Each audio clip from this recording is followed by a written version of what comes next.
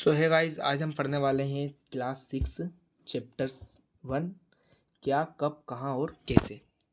देखिए, सबसे पहले हम स्टार्ट करते हैं चैप्टर को एक पॉइंट के साथ जिसमें है रशीदा।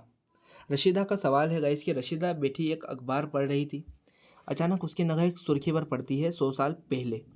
फिर वह सोचने लगती है कि 100 साल पहले क्या हुआ था, ये कोई कैसे जान सकता है, इतने वर्ष पहले क्या हुआ था। बेसिक सा क्वेश्चन है, हर किसी बच्चे के दिमाग में आ सकता है। ठीक है, तो इसके दिमाग में भी यह क्वेश्चन आया है।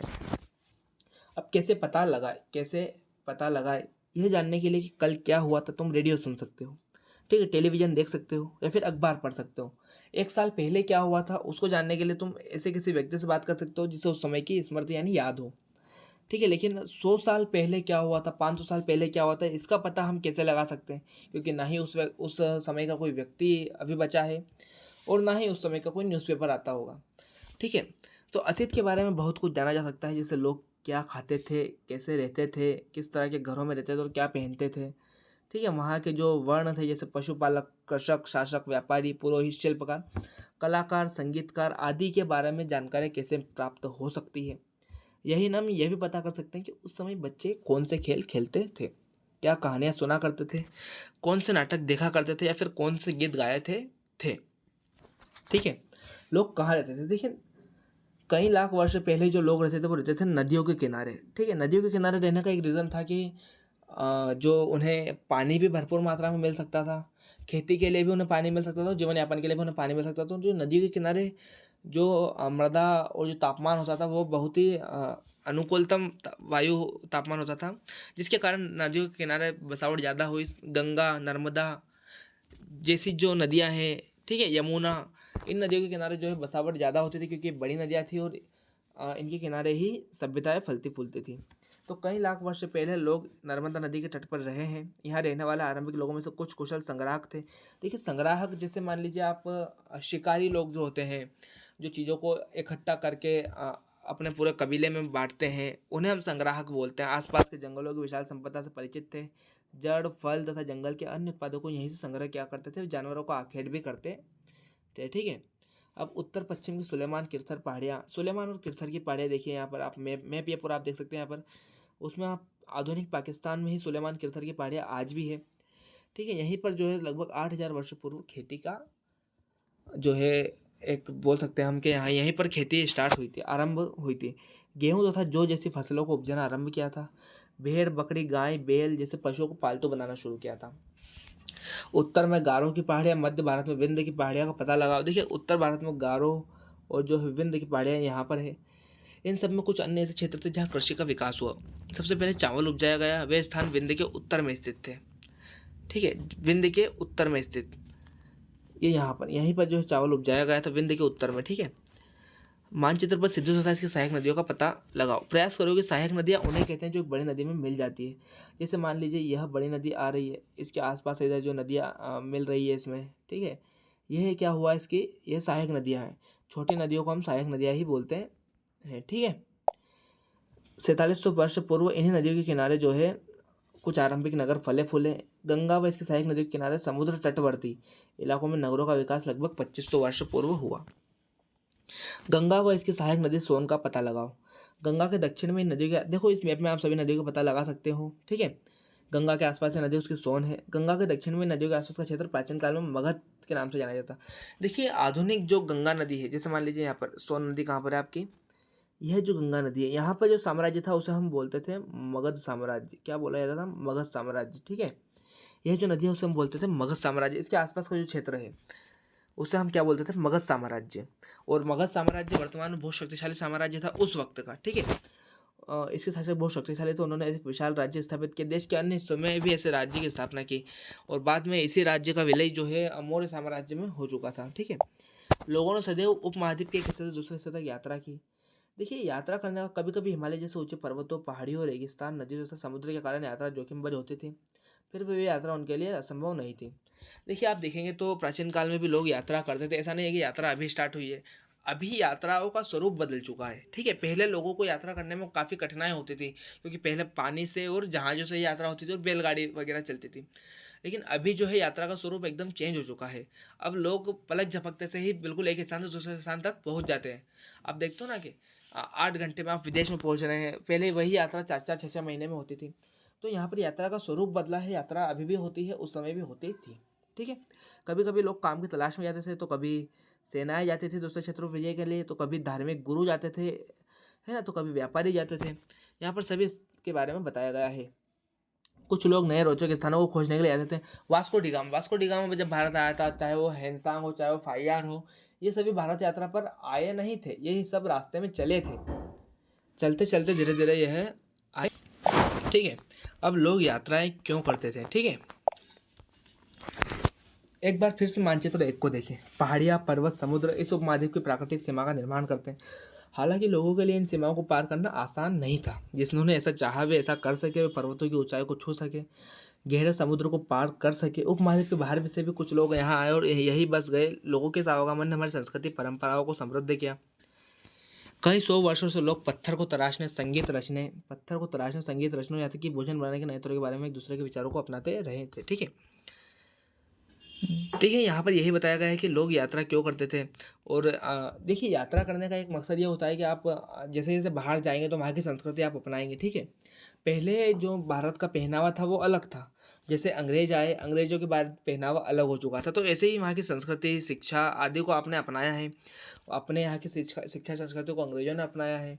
ठीक है, तो यात्रा करने से का एक फल ये होता है कि हमें दूसरे संस्कृति, शिक्षा, है ना, परिवेश आदि के बारे में जानकारी मिलती है और हम उन्हें अपनाते हैं और वे भी उसी परिवेश को अपनाते हैं। देश का नाम, देखिए देश के नाम में हम एक बात यहाँ पर छोटे से एक जो पॉइंट है उसमें पहले ये देख लेते हैं। ताड़पत्रों से बनी पांडुलिपि का एक प्रश्न। यह पांडुलिपि लगभग 1000 वर्ष पहले लिखी गई थी।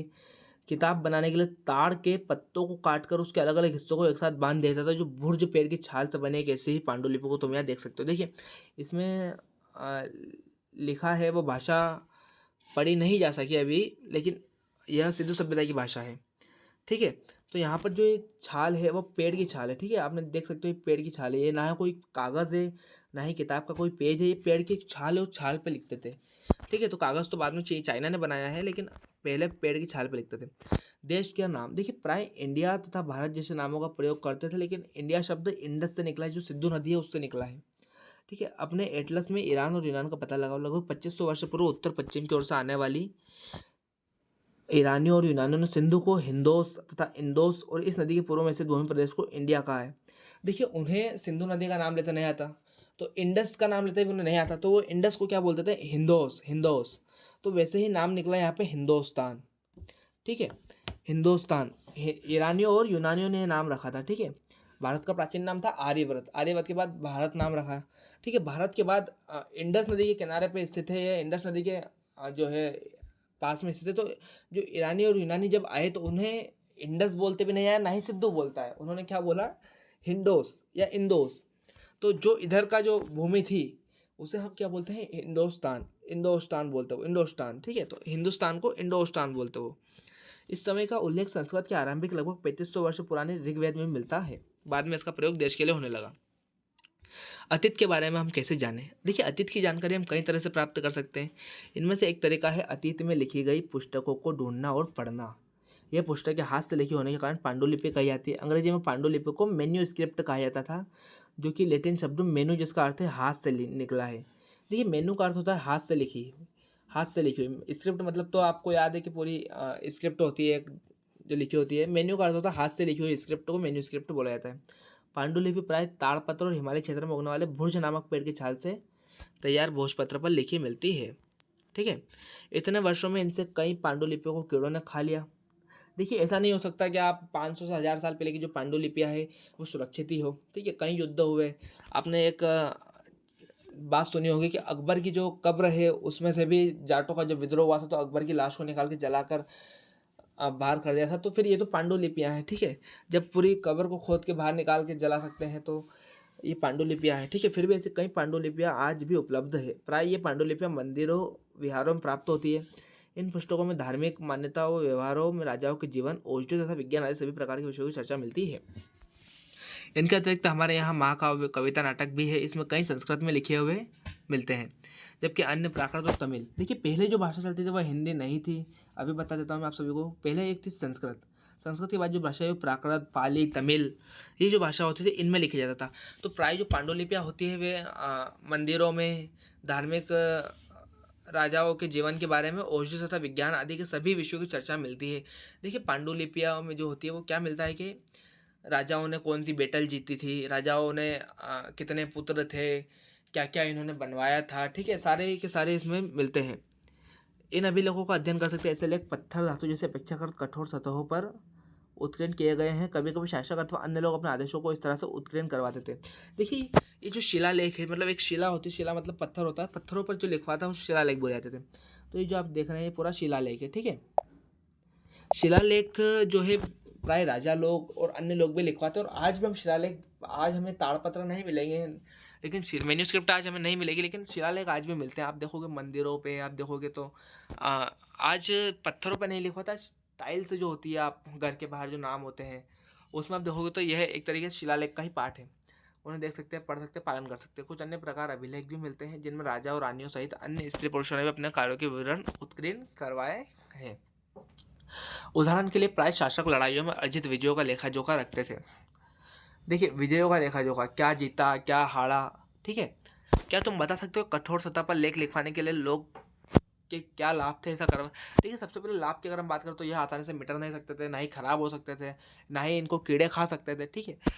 चीनी हथौड़े से ही लिखे होंगे उस समय, क्योंकि उस समय कोई मशीन नहीं। आज के समय में सब काम मशीन से होता है, मशीन से आप नाम लिख सकते हैं पत्थरों पे। उस समय चीनी हथौड़ी जो होते थे बेसिक से औजार है उनसे ही लिखे जाते थे, और उनसे ही बहुत अच्छी राइटिंग में नाम लिख सकते थे। इसके अतिरिक्त अन्य कई वस्तु अतीत में बनी और प्रयोग में लाई गई। ऐसी वस्तुओं का अध्ययन करने वाला व्यक्ति पुरातात्विक, आर्कोलॉजिस्ट जिसे हम बोलते हैं इंग्लिश में, पुरातात्विक पत्थर और ईंट से बनी इमारतों के अवशेष, मूर्तियों का अध्ययन करते, औजार, हथियार, बर्तन, आभूषणों आदि के बारे में जो है वह प्राप्ति के लिए छानबीन तथा खुदाई भी करते थे। देखिए इनमें से कुछ वस्तुएं पत्थर, पक्की मिट्टी तथा कुछ धातु की बनी हो सकती है जो कठोर जल्दी नष्ट होने वाले होते थे। देखिए यहाँ पर एक एग्जाम्पल दिया गया है। यहाँ पर देखिए एक मृदभांड भी है जिसे हम बर्तन बोलते हैं। यहाँ पर एक शिला है, ठीक है, खिलौने जैसा कुछ है, यहाँ पर पेंटिंग है एक। तो यहाँ पर आप देख सकते हो तो एक प्राचीन नगर से प्राप्त पात्र, इस तरह के पात्र का जो उपयोग है वो 4700 वर्ष पूर्व होता था। दाएं और एक पुराना चांदी का सिक्का है। देखिए ये चांदी का सिक्का है, ये गोल नहीं होता था इसलिए चांदी का सिक्का, ठीक है। उस समय ऐसा इस शेप में होता था, या फिर उस समय जो शेप होती थी वो बड़ा होता हो तो इसको काट के ऐसा बनाया गया हो, वो हमें पता नहीं है, ठीक है। जिस शेप में यहाँ दिया है ऐसा लग नहीं रहा है कि सिक्का है ये कुछ पेंटिंग लग रही है पत्थरों पे, लेकिन ये एक्चुअल में चांदी का सिक्का है। इस तरह के सिक्कों का प्रयोग लगभग 2500 वर्ष पूर्व होता है। हमारे द्वारा आज प्रयोग में आने वाले सिक्कों से सिक्का कैसे भिन्न है? भिन्न कैसे है? देखिए सिक्के हमारे यहाँ जो होते हैं वो बिल्कुल गोल होते हैं, लेकिन यह सिक्का कैसा है? चौकोट है, ठीक है, आयताकार है। अब बात करते हैं ऊपर, यहाँ पर एक पैराग्राफ है। यह जो अभिलेख है यह लगभग अफगानिस्तान का है, कंधार से प्राप्त हुआ है। यह अभिलेख अशोक नामक शासक के आदेश पर उत्कीर्ण करवाया गया था। इस शासक के विषय में तुम अध्ययन कर सकते हैं जब तुम अध्याय 8 में अध्ययन पढ़ोगे, जब हम कुछ अभिलेख अशोक के शासनकाल में उत्कीर्ण हुआ था, ठीक है। यह अभिलेख, ये सबसे ज़्यादा अभिलेख अगर किसी शासनकाल में उत्कीर्ण हुआ है तो वो था अशोक का शासनकाल। आगे हम पढ़ेंगे अशोक के बारे में भी। अभी हम चैप्टर 1 पढ़ रहे हैं, अशोक के बारे में चैप्टर 8 में हम पढ़ेंगे। पुरातात्विक जानवरों, चिड़िया तथा मछलियों की हड्डियां भी ढूंढते हैं। देखिए हड्डियां एक ऐसी चीज़ है जिससे हम इंसानों के कद का पता लगा सकते हैं, इंसानों के रहन सहन का पता लगा सकते हैं। ऐसी कई कब्र है जिनमें से हमें हड्डियों के साथ बर्तन, तो जेवर, ठीक है, कुत्ते, बिल्ली, भेड़, वो बकरियां, सभी चीज़ें मिली है, तो हम उस समय जानने में मदद लगा सकते हैं। और ऐसे कई हैं जो घर के नीचे से मिले हैं, जैसे मान लीजिए आप कलश, घर के नीचे कलश में जो है अस्थियां गाड़ कर रख देते जलाने के बाद, तो ऐसे भी हमें मिला है। तो हड्डियों से ये पता लगा सकते हैं कि उस समय अंतिम संस्कार की क्या प्रथा थी, उस समय जो है रहन सहन कैसा था, उस समय के जो है इंसानों की हाइट वाइट कैसी होती थी, ठीक है। तो यह जानने में मदद मिल सकती है। और हड्डियों से हमें एक यही पता लगा सकते हैं कि यह कितने पुराने हैं, ठीक है। रेडियो कार्बन जो तकनीक होती है उससे। अतीत में लोग क्या खाते थे? वनस्पतियों के अवशेष बहुत मुश्किल से बच पाते थे। अन्न के दाने, लकड़ी के जले हुए टुकड़े वो जले हुए रूप में बचे रहते थे। क्या पुरातात्विकों को बहुधा कपड़ों के अवशेष मिलते होंगे? देखिए कपड़े एक ऐसी चीज़ है जो आप गलते रहते हैं ये, ठीक है। तो 1000 वर्ष पहले के जो कपड़े हैं उसमें थोड़ा बहुत अवशेष कभी किसी इंसानी जो है कब्र में मिला हो, ठीक है, ग्रेव में मिला हो किसी इंसान की, तो वहाँ से हम कपड़ों के बारे में जानकारी ले सकते हैं। लेकिन पूरे आप देखोगे तो पूरे शेफ कपड़े तो कहीं भी नहीं मिलते, ठीक है। पांडुलिपि, अभिलेख तथा पुरातत्व से ज्ञात जानकारियों के लिए इतिहासकार प्राय स्त्रोत शब्द का प्रयोग करते थे। जैसे स्त्रोत में जैसे मान लीजिए सिक्के हैं तो वह एक स्त्रोत है, अभिलेख है, पुस्तक है, हड्डियाँ है, ठीक है, मृदभांड है, सिक्के हैं, ये सभी ये स्त्रोत होते हैं।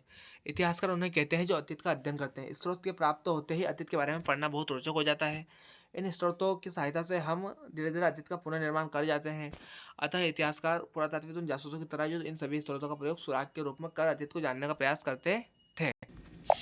ठीक है, अतीत एक या अनेक। देखिए, इस पुस्तक के शीर्षक हमारे अतीत पर ध्यान दिया है। यहाँ अतीत शब्द का प्रयोग बहुवचन के रूप में किया गया है। ऐसा इस तथ्य की ओर ध्यान दिलाने के लिए किया गया है कि जो है अलग अलग समूह जो है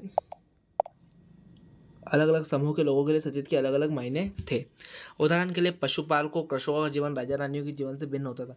देखिए, आपने एक बात नोटिस करी होगी कि यहाँ पर जो अभिलेख है, जो तारपत्र पे जो लिखा हुआ होता है उनकी जीवनी, वह सामान्य जो कृषक पशुपालक होते थे, जो वेस्ट लोग होते थे, यानी जो व्यापारी वर्ग होता था, उनके बारे में कभी नहीं लिखा है। और सिर्फ लिखा कि इनके बारे में, राजा और रानियों के बारे में। तो उनका जीवन काफ़ी भिन्न होता था।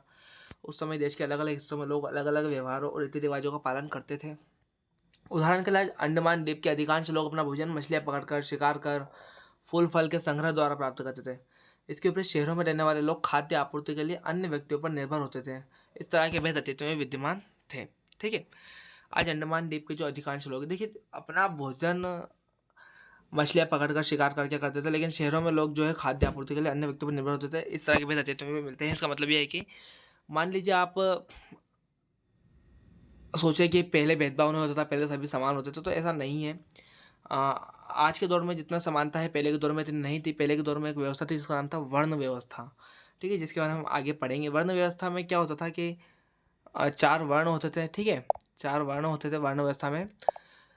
उन चारों में सबसे जो निचला वर्ण था शूद्र, उसकी हालत काफ़ी दयनीय थी। जैसे हम बोल सकते हैं एक तरीके से दास या दस्यु भी जिसे बोला जाता है।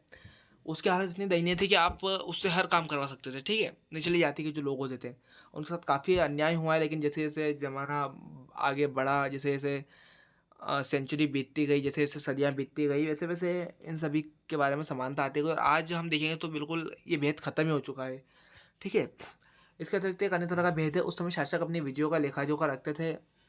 हम उन शासकों तथा उनके द्वारा लड़ी जाने वाली लड़ाइयों के बारे में जान सकते थे। जबकि शिकारी, मछुआरा, संग्राहक आम आदमी पर अपने कार्यों का लेखा जोखा नहीं रखते थे। देखिए, आपने 5 साल पहले अकबर के बारे में पढ़ा, लेकिन अकबर के समय में वहीं कोई एक व्यापारी है, उसके बारे में आप नहीं पढ़ सकते हैं। क्यों? क्योंकि वह लेखा जोखा नहीं रखता था। लेकिन अकबर ने अपनी हर चीज़ों को लिखवाया है, अपने बारे में महल बनवाए हैं, आर्किटेक्ट बनवाए हैं, बड़े बड़े जो है वास्तुकला का अच्छा उदाहरण मिलता है। तो उससे हम उसके बारे में जानकारी प्राप्त कर सकते हैं। लेकिन उस समय के जो व्यापारी है, जो निचले लेवल के लोग हैं, उसके बारे में जानकारी नहीं कर सकते, क्योंकि वे इन सब चीज़ों से बहुत दूर थे। उन्हें कोई मतलब नहीं था लिखवाने से, वो सिर्फ अपना काम करते, जीवन यापन करते, और ठीक है, उनके बारे में हमें जानकारी नहीं मिलती है। तिथियों का मतलब, अगर कोई तुमसे तिथि के विषय में पूछे तो तुम शायद उस दिन की तारीख, माह, वर्ष, जैसे कि 2000 इस तरह की कोई बताओगे। वर्ष की यह गणना ईसाई धर्म के प्रवर्तक ईसा मसीह के जन्म की तिथि से की जाती है। 2000 वर्ष कहने का तात्पर्य ईसा मसीह के जन्म के 2000 वर्ष के बाद। ईसा मसीह के जन्म के पूर्व ईसा पूर्व कहा जाता है, ठीक है। आफ्टर क्राइस्ट, बिफोर क्राइस्ट, तो बीसी एसी इसे बोला जाता है, ठीक है। ईसा पूर्व, ईसा पश्चात। तो सामान्यतः जैसे मान लीजिए 200 ईसा पूर्व, यानी ईसा मसीह के जन्म के 200 वर्ष पूर्व की बात की जा रही है। 200 ईसा पश्चात, ठीक है, आफ्टर क्राइस्ट। तो 200 ईसा मसीह के जन्म के 200 वर्ष बाद। तो यहाँ पर पहले इसी तरह से कैलेंडर चलता था, तिथि चलती थी। लेकिन बाद में कैलेंडर बने, कैलेंडर के बाद आप तारीख बनी, तारीख, ठीक है। तो यहाँ पर देख सकते हैं आप, पहले दिन होते थे, तारीख नहीं होती थी। जैसे आज 1 तारीख 2 तारीख ऐसे तारीख नहीं चलती थी, पहले तिथियाँ दिन चलते थे।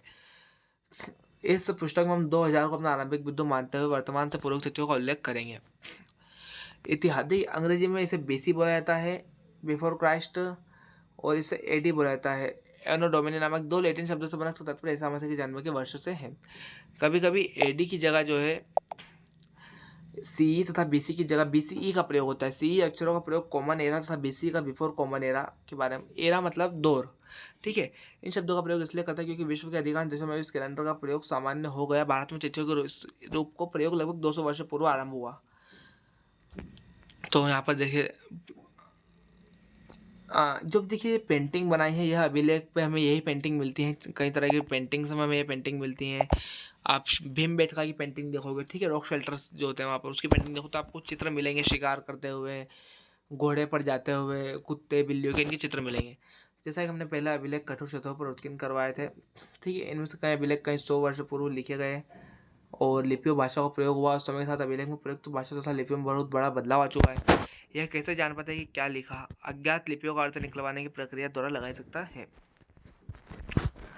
देखिए मिस्र के उत्तरी तट पर रोसेदा नामक का एक कस्बा, यहाँ से एक ऐसा पत्थर मिला है जिस पर एक ही लेख 3 भिन्न भिन्न भाषाओं तथा लिपियों में है। कुछ विद्वान यूनानी भाषा पढ़ सकते थे। उन्होंने बताया कि यहाँ राजा रानियों के नाम के एक छोटे से फ्रेम में दिखाया गया, इन्हें कारतूस कहा जाता है। इसके बाद विद्वानों ने यूनानी तथा मिस्री संकेतों को अगल बगल रखते हुए मिस्री अक्षरों की समानार्थक ध्वनियों को पहचान की। जैसा कि तुम देख सकते हो यहाँ एल अक्षर के लिए शेर तथा ए अक्षर के लिए चिड़िया के चित्र बने हैं। देखिए वहाँ पर अक्षरों के लिए एक बात देखो, एल अक्षर के लिए शेर, लोयन के लिए, ए अक्षर के लिए चिड़िया के चित्र बने, मतलब जानवरों के चित्र के आधार पर वहाँ शब्दों का हेरफेर चलता था। एक बार जब उन्होंने जान लिया कि विभिन्न अक्षर किनके लिए प्रयुक्त होते तो आसानी से इन अभिलेखों को पढ़ सकते थे। ठीक है, अभिलेखों का मतलब वहाँ पर जानवरों के रूप में अभिलेख जो है भाषा का प्रयोग होता था। बात करते हैं हम, देखिए इस शब्द के, बिल्कुल आओ याद करें। ये सब तो यूपीएससी में क्वेश्चन के लिए, आपको यूपीएससी में अगर आप पढ़ रहे हैं तो ये सब बहुत बढ़िया है आपके लिए। और हम कुछ महत्वपूर्ण तिथियों के बारे में कर लेते हैं। कृषि का आरंभ हुआ है 8000 वर्ष पूर्व। सिंधु सभ्यता के प्रथम नगर 4700 ईसा पूर्व बसे थे। गंगा नदी के नगर मगध का बड़ा राज्य 2500 वर्ष पूर्व बसा था। वर्तमान लगभग 2000 वर्ष पूर्व। उपयोगी शब्द यहाँ पे देखो, यात्रा का उल्लेख मिलता है, पांडुलिपि का उल्लेख मिलता है, अभिलेख का उल्लेख मिलता है, पुरातत्व, इतिहासकार, स्त्रोत, अज्ञात लिपि का अर्थ निकालना। ठीक है, कल्पना करो तुम्हें पुरातात्विक का साक्षात्कार लेना है, तुम उन 5 प्रश्नों की सूची तैयार करो जो तुम पुरातात्विक से पूछना चाहोगे। जैसे ये जो आपकी लाइन है इसमें आपको दिमाग सोचने पर मजबूर कर देता है।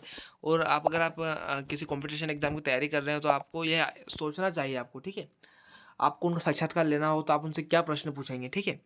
तो इससे आपका भी रिविजन होता है और आपको जानकारी मिलती है कि हम क्या प्रश्न पूछ सकते हैं, ठीक है। तो एंड करते हैं चैप्टर का, अगले चैप्टर में वापस मिलते हैं आपसे, ठीक है। अगर वीडियो अच्छी लगी हो तो चैनल को सब्सक्राइब करो, वीडियो को लाइक करो, शेयर करो दबा के, ठीक है। तो यहीं 6th क्लास की एनसीईआरटी खत्म होती है। अगली वीडियो में हम इसका चैप्टर 2 लाएंगे और धीरे धीरे 6 से 12 तक की एनसीईआरटी हम खत्म करवाएंगे, ठीक है। तो जल्दी सब्सक्राइब कर लीजिए आप सक्सेस मास्टर चैनल को।